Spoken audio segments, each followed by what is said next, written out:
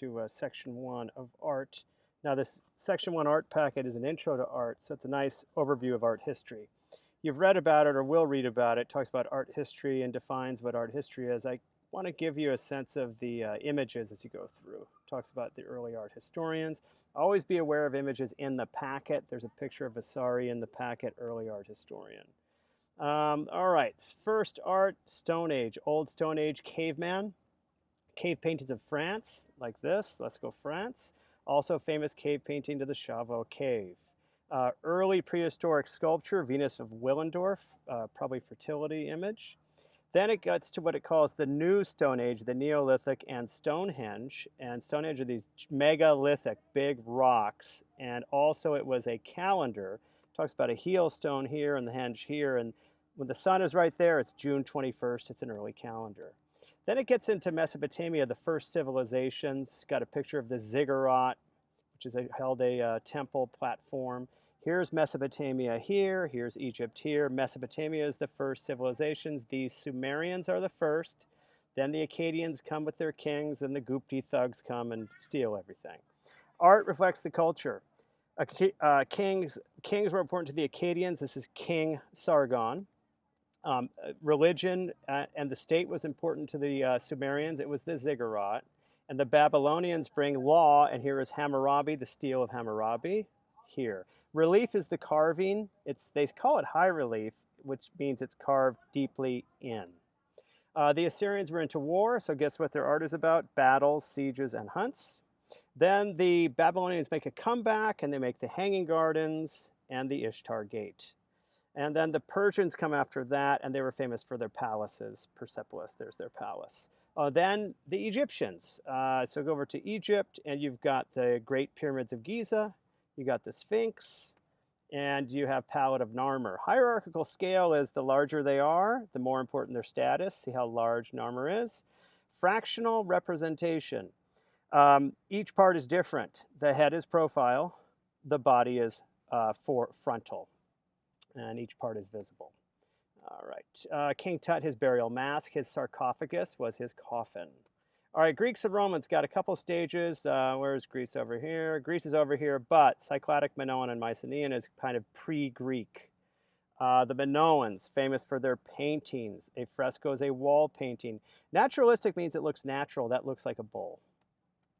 They had some pottery as well. Also, their palaces had no walls. They were maybe peaceful. They didn't have walls. Then they disappeared. Cycladic means like cyclops, big boulders. Here's some Cycladic art. Mycenaeans, they had tombs. Okay, now to ancient Greece. First, the temples and their columns. Doric are like this, looks like a door. Ionic like this, looks like the letter I. Entablature is like a table on top for a temple. They also had vase painting. Here's black vase painting and red vase painting. Then they're also more classical, really famous for the sculpture. That's classical. Early classical is solemn, strong, simple, like the moment before he's about to like throw a spear. But a little bit of evolution.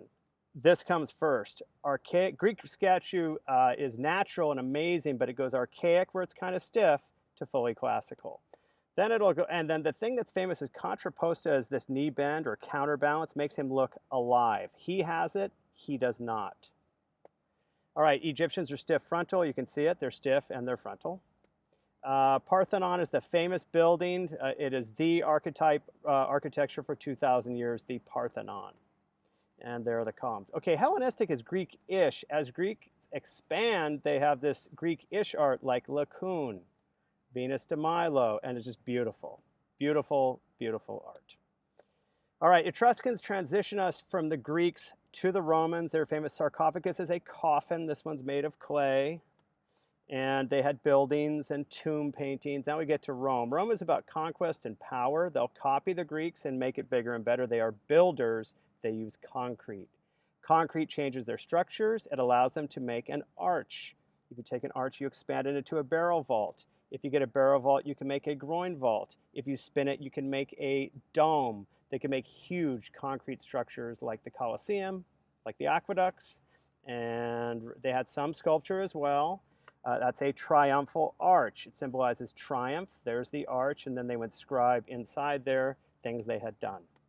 They also had some portraits and some tombs. That's a sculpted portrait, a bust, a head, and they might carry those at funerals. They also had some propaganda art. This would be the ruler, Augustus, and that would be a public statue of Augustus. And here's another public statue of another emperor. All right, Byzantine and medieval. All right, then we're going to fly through history right here real quick. Rome's going to fall, but it's going to live on in the east in the Byzantine, or East. Rome is over here. Byzantine will be basically Eastern Rome. It's going to be a combination of emperor plus Christianity. They'll use mosaics, which are pretty and dazzling. They'll build churches like Hagia Sophia. They'll use domes in their churches, so because it's got that Roman aspect. Then medieval time, chaos, thugs, barbarians, monks. And basically all we have from this period is monk art, manuscripts. They would go and they would decorate the Bible with illuminated manuscripts like Book of Kells, there it is, and Coronation Gospels. There is some thug, Viking, Germanic warrior art. It's made of metal and it's small like this one here. And that's Hiberno-Saxon, is Irish, English, and it's got a little bit of Viking style and a little bit of Christian style. Now we get to churches. In 1000, things settle down. It's called Romanesque. And Europe calms down, becomes totally Christian. They build these giant churches, and they are Romanesque. They'll take the Roman arch, and they'll bring it back and make it into a church, Romanesque. Remember that's a Roman thing. Then you're going to take a Romanesque church, make it taller. That's Gothic. And Gothic will use pointed arches and vaults. Romanesque is round. Gothic is pointed and taller. Gothic will use flying buttresses on the outside to support the walls. That allows bigger windows, and it allows stained glass like Chartres Cathedral. All right, the Renaissance is, I think we'll stop there. That's up to the Renaissance. How do I stop this?